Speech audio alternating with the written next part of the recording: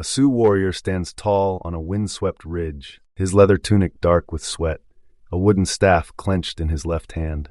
He straddles a painted horse, gazing down at a sprawling village of 8,000 people, as historian John Gray documented in his meticulous records. Smoke drifts lazily from 1,200 lodges, shelters for families, not just warriors. Nearby, a herd of 20,000 horses grazes across the valley, a jaw-dropping sight that left the 7th Cavalry's scouts reeling. On June 25, 1876, this wasn't some fleeting camp.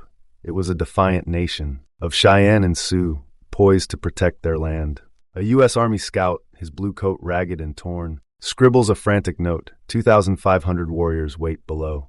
So what happened when George Armstrong Custer ignored this warning and charged in with just 260 men against a force 10 times his size? Following the trail, the 7th Cavalry's road to Little Bighorn. Let's pull back and set the stage for this doomed clash. The Battle of Little Bighorn, fought on June 25 and 26, 1876, was a defining moment in the Great Sioux War. It pitted the U.S. Army's 7th Cavalry under Lieutenant Colonel George Armstrong Custer against a united front of Lakota Sioux, Northern Cheyenne, and Arapaho tribes.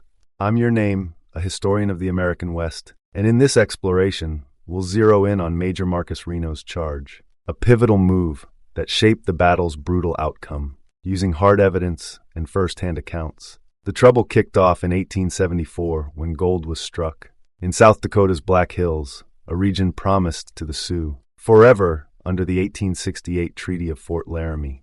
By 1875, historians estimate over 15,000 prospectors had flooded in, based on records from boomtowns like Deadwood.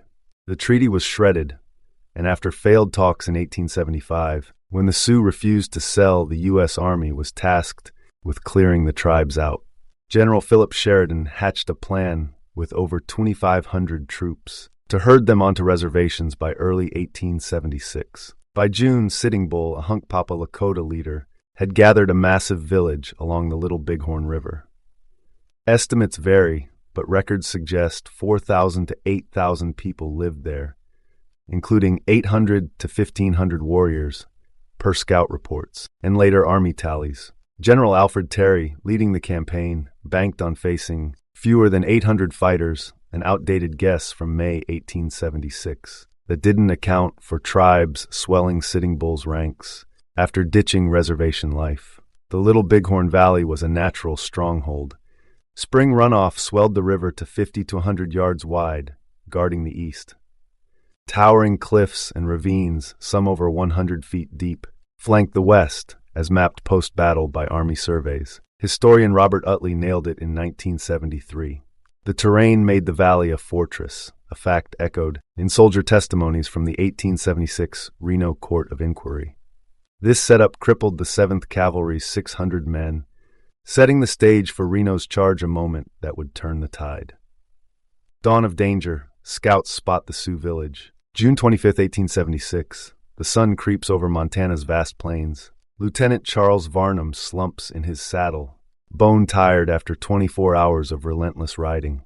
At 27, fresh from West Point in 1872, he's leading a ragtag crew of 15 scouts, Arikara couriers, crow trackers, and interpreters, tasked with pinpointing Sitting Bull's camp for Custer. They know the land like their own skin, and time's running short. They'd pushed their horses hard through the night, navigating rugged terrain. Varnum's eyes burn, his mind foggy from exhaustion. Around 4:30 a.m., as dawn paints the sky gold, they hit a high perch later dubbed the Crow's Nest. The Crow scouts peer out and freeze. 20 miles off, faint smoke tendrils curl upward. Below, a sea of 15,000 to 20,000 horses blankets the valley, an unmistakable sign of a massive village. Varnum squints but sees nothing, just endless grass and hills, blurred by dust and fatigue. The scouts, though, are certain. They jabber excitedly, gesturing wildly. Mitch Boyer, a half-Crow interpreter, raises his spyglass and confirms it. A sprawling camp hugs the Little Bighorn River.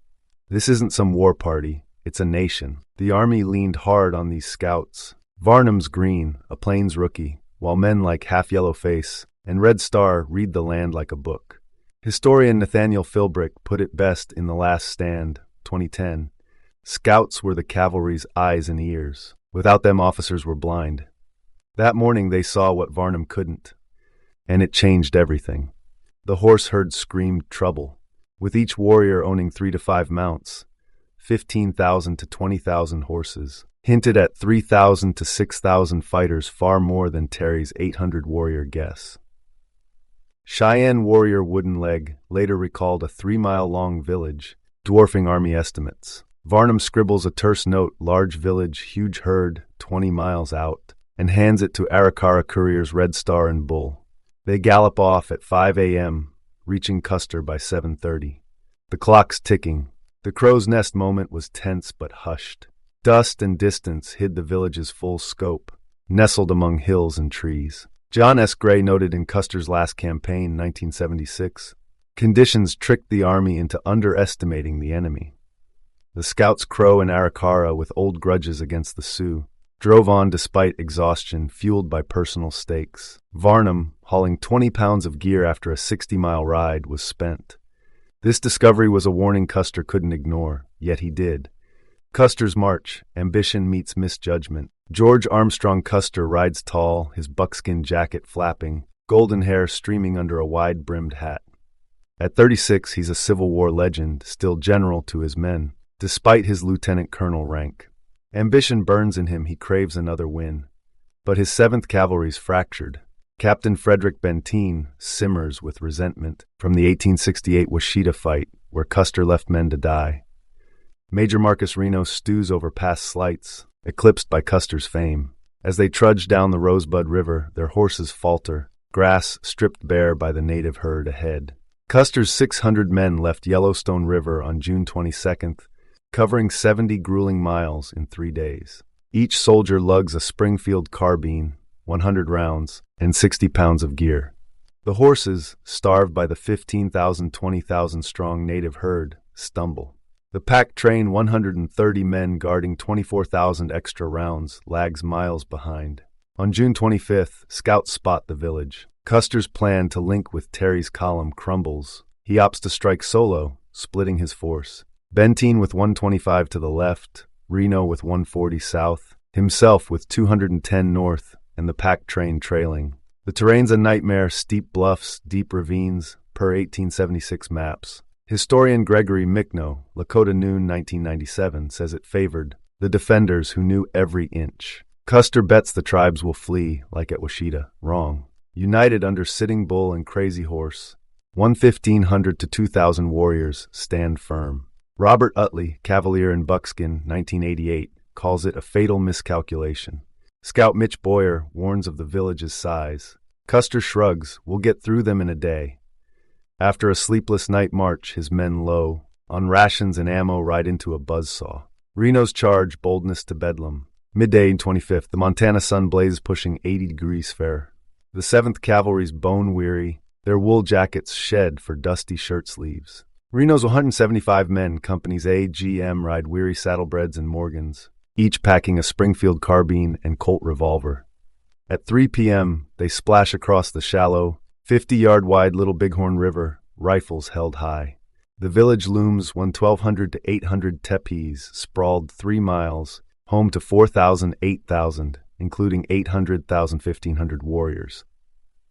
Reno orders a charge, hooves thundering, dust billowing. They expect a rout. Instead, warriors swarm out hundreds on swift ponies, armed with bows, tomahawks, and Winchester repeaters, firing 12 to 16 shots to the Springfield's 1.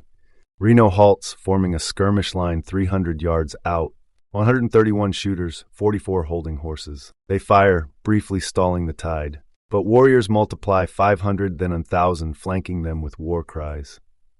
Reno retreats to the cottonwood timber, then overwhelmed bolts for the bluffs. Chaos erupts. 40 die, 13 wounded, as warriors harry them across the river and up 100 to 200-foot slopes. Survivors dig in atop, shaken, Custer nowhere in sight. Private William Taylor recalls, the Indians hit us like the earth itself unleashed them. Cheyenne warrior Wooden Leg boasts, we knew we could beat them. Outnumbered 7-8 to 1, outgunned and exhausted, Reno's charge collapses a domino, tipping toward Custer's fall. Crazy Horse strikes, the tide turns. Dust chokes the air as Reno's men scramble. Their Springfields spit smoke, holding off warriors for 15 frantic minutes. Then a cry rings out, "Crazy Horse is coming." The Lakota legend, 35, storms in on a lightning-painted horse, Winchester in hand, a lone feather in his hair. His arrival electrifies the warriors. They surge, swelling to 1,500 to 2,000, encircling Reno's crumbling line. Outgun Springfields versus repeaters, and outmanned 10 to 1. The soldiers buckle. Horses bolt, men fall. Custer's 2 or 10, meant to hit from the north, are AWOL, miles off, fighting or scouting. The pack train's ammo lies uselessly distant.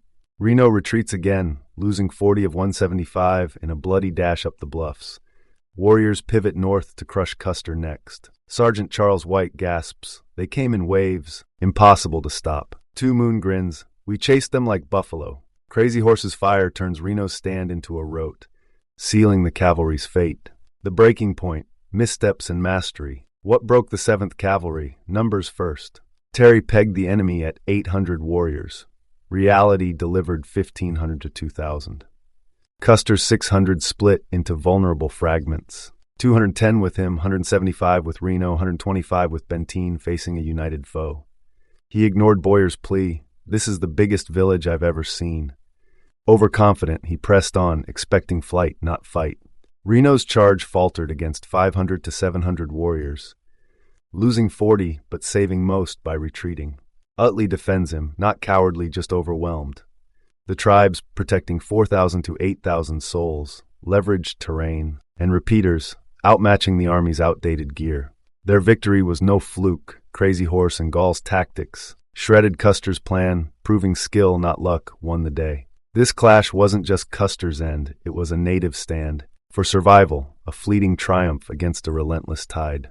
Legacy of Little Bighorn. The Battle of Little Bighorn echoes as a testament to native grit, a fierce defense of home and kin. The Sioux and Cheyenne didn't just win a fight.